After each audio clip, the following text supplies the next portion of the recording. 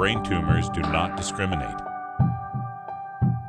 and can strike anyone at any age, gender, or ethnicity. The cause of brain tumors are difficult to diagnose because their symptoms often mimic other diseases, often causing delay in diagnosis or misdiagnosis altogether. Like a small boat on the ocean, sending big waves into motion, like how a single word can make a heart open. I might only have one match, but I can make an explosion. I hadn't heard of Pray for Gray until 2013. Shortly before the fall dinner and event that's hosted by Pray for Gray. So we attended that year. And really I think of all that Kelly's been through and how different it was for her than it may have been for somebody, 5 or 10 years previous, just because of all the advancements that are made. And that clearly needs to continue. We just need to keep moving forward. And eventually, this process is something that nobody will have to go through again. To date, Pray for Gray is the only 501c3 charity in the state of North Dakota raising money for financial support to brain tumor families and research dollars for better treatments and ultimately a hope for a cure. There's a fire burning in my bones. Still believe, yeah, I still believe. We could tell he wasn't feeling well that week, but he was running around just like any other kid, and a week later, here he has a 7-centimeter brain tumor. This is my fight song. Take back my life song. Prove I'm alright song. Pray for Gray is a not-for-profit independent organization, not affiliated with any one institution. Pray for Gray serves families locally and awards funds to researchers throughout the United States. 'Cause I've still got a lot of fight left in me. It gives us hope that there will be a day Zach will be cancer-free, and not only Zach, but many of the other people in the world fighting this disease. I guess if one person can watch it and just say, hey, this guy got through it and I can do that too, I think that'd be kind of neat, I said, somebody's, yeah, I can do that, I can get through that. I might only have one match, but I can make an explosion. Welcome to the 7th annual Pray for Gray event. Tonight, Pray for Gray would like to recognize the courage and determination of 3 amazing individuals. Kelly Forster's journey began in 2013 when she suddenly started having seizures.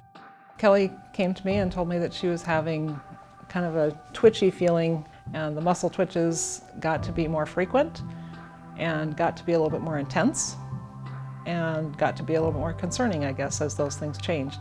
And I didn't know what was happening, and that's when it kind of got scary. I ended up calling our primary care physician. Actually, it was January 29th of 2013.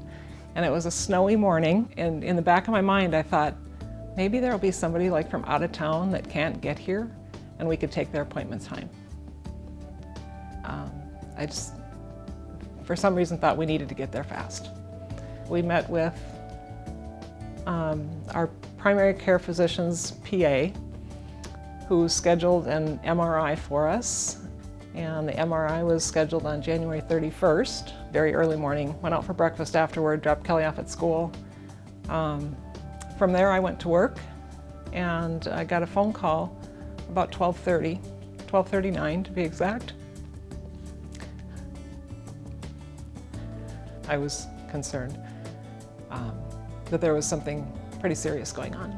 So I went to the doctor's office around 2 and got the news.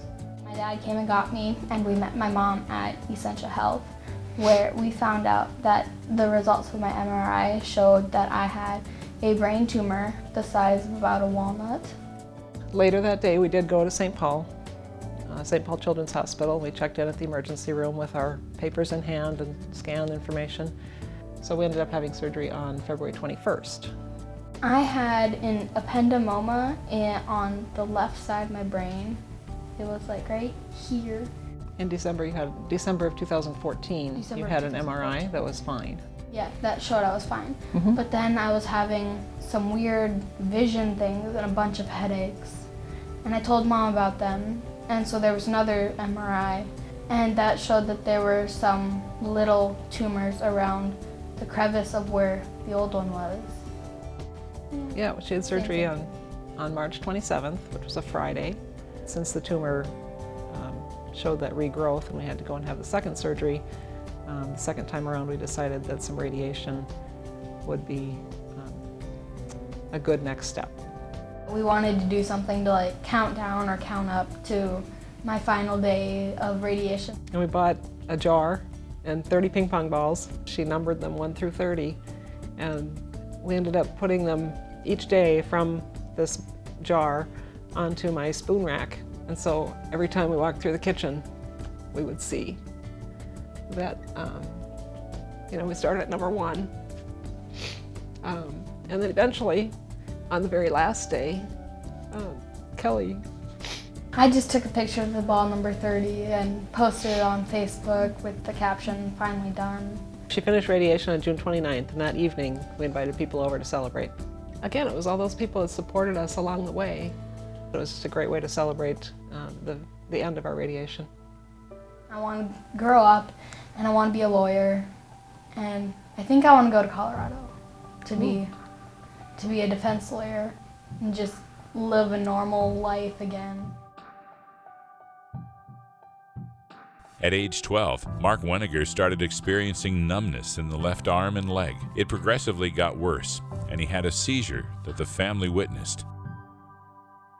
When I was 12, I started having, I would call them spells, I guess they may have been seizures, where my whole left side of my body would go numb, like where your hand goes to sleep. My whole left side of my body would do that. I'd just collapse, and that was 37 years ago. And we didn't realize he had these seizures. We never ever had caught him at it. Then one night he came home from school and we were sitting and having lunch, and he was going to sit down with us, and he collapsed against the kitchen stove. I had my first brain surgery then, and it came out to be astrocytoma. They were never able to ever remove the whole tumor, or they would have made him paralyzed. And my tumor was on my right side, and my left affected my left side of my, like now on my left side doesn't work like, well, ordinary people, I guess. I've always liked playing basketball. I continued playing basketball then because I was okay. But then later in life it got worse, so I couldn't dribble a ball anymore, so by the time I got to be a sophomore, I had to quit.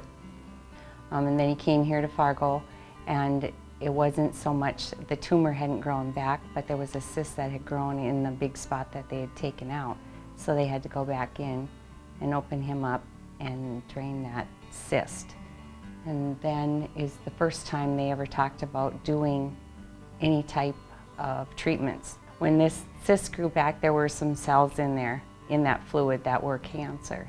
And so that's when they decided to start the chemotherapy on him and radiation. Then I had cobalt radiation and lost all my hair. That was strange, because when I got out of the shower one day, combed it, and it all came out. Chemotherapy, and that went on for, what, a year? I remember coming back from those, and 'cause every time I go down to my room, it's going to be okay this time. I'm not going to be nauseous. He used to have to crawl to the bathroom to throw up. He couldn't walk. He got so sick, violently sick. After that in my life, I thought it was normal. It's what I was used to, I guess. I graduated from Drake, and from there I went to college down in Wahpeton. I always wanted to be a welder, so I went into that. And that didn't turn out so well. I graduated, but my left hand was so bad, I couldn't control stuff with my left hand. Well, from there then I did get a job up in manufacturing, where I did hold a job up there for 23 years. what they called cobalt radiation back in those days. His carotid arteries are very thin and calcified up, and it's nothing they can even go in to try to fix because of all the damage. The radiation has done that. And so since then he's been having to live with the mini strokes. He has started seizuring in the last, 5 years again. So now my activity pretty much consists of Bison sports. And I watch my niece's little guys play hockey and baseball. Since I can't play it, I watch the sports now. I live by myself and I get by doing my daily duties. I just have to incorporate different things and stuff. Get to the lake quite a bit during the summer, but I still get out there. Still get out there and try. Zachary Rummel started having neurological symptoms in December of 2014. It was January 21st. He'd been not feeling well for a couple months and just really tired. We'd had him into the doctor a few times, and they really couldn't figure out what was wrong. In January, he just started struggling with schoolwork. About a week prior, he had an episode of vomiting, and we just thought it was the stomach flu.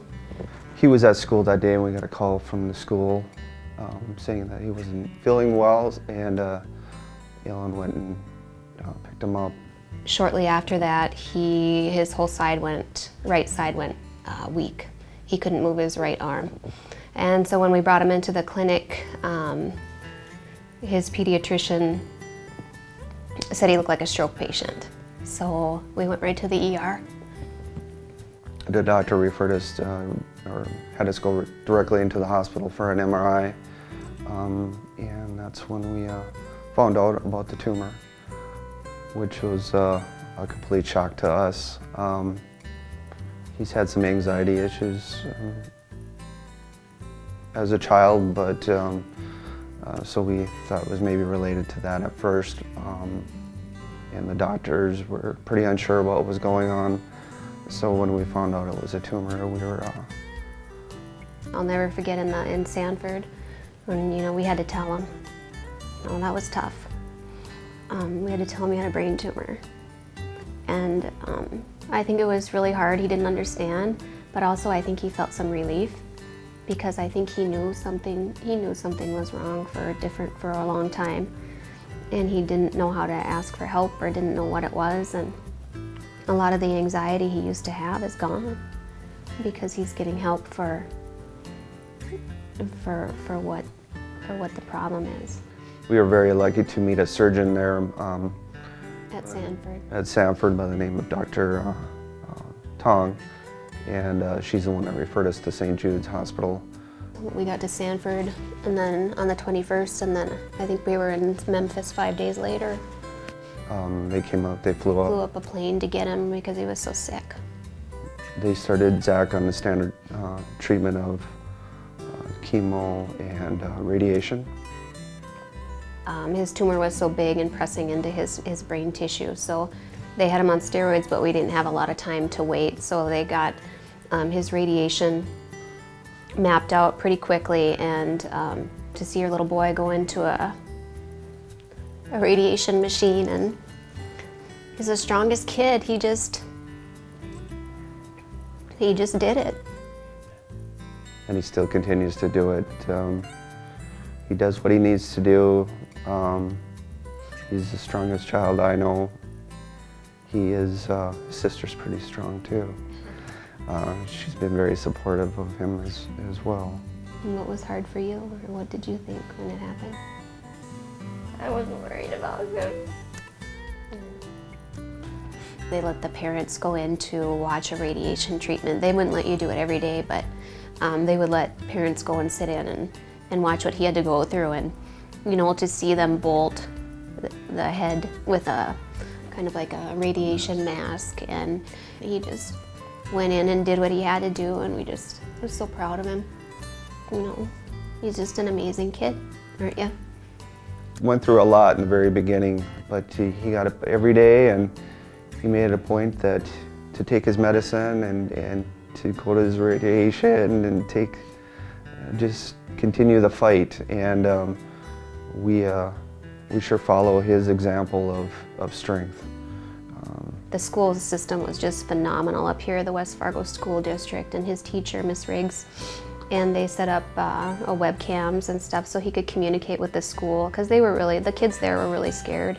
They didn't know what was wrong with him, and they couldn't see him, and they got to keep in touch and see he was okay, and Zach could still be part of his classroom that way. They all wanted to see him, to see that whole entire school, like, they lined the halls. Lining the halls to welcome him kids home. and teachers, and they were chanting his name when he walked down the hall, and he was giving them high fives. It just made his day. They just love him so much. I think in Zachary's case, the tumor's inoperable. If they could remove it, that ideally would be the best. Research is essential because we need new treatments for this. The chemo and radiation gave us time. Tell us about what you feel. How has this been for you, Zachary? Was it pretty scary? It's sad It's sad? and scary.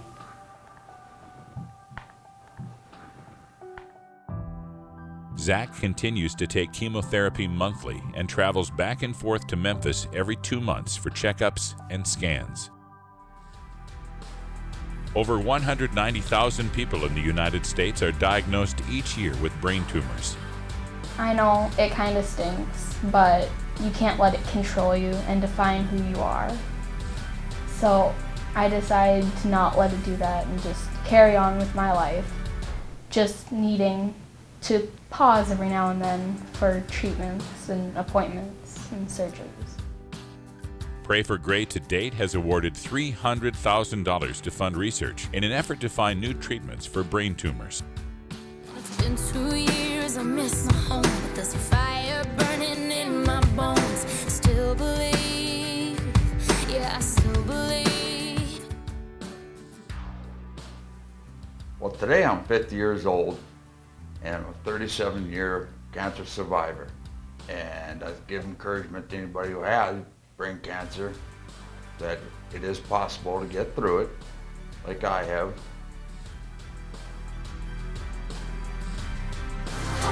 My power's turned on, starting right now, I'll be strong.